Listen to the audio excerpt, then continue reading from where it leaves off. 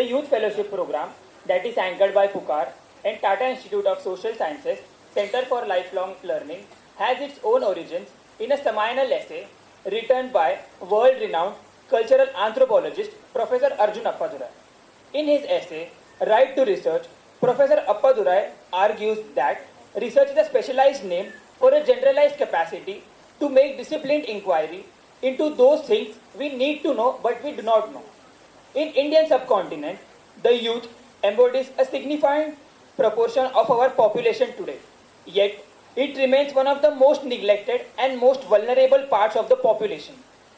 Politics, policies, and practices in our country rarely reflect the priorities of youth, especially those millions of urban youth who live on the margins of the cities and towns.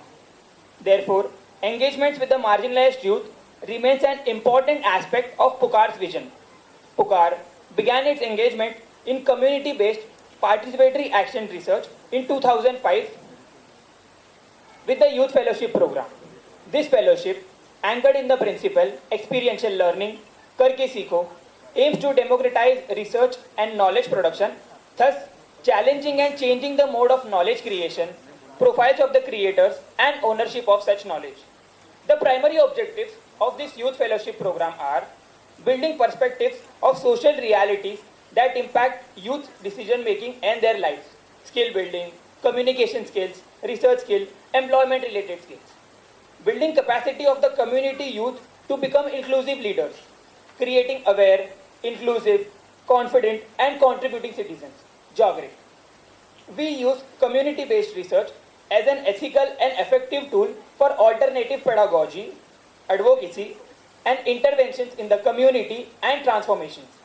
This approach enables youth to become leaders and change makers in their communities. This unique process of knowledge creation through multiple resources and designing actions based upon the evidence gathered through the partnership of the community youth is distinct.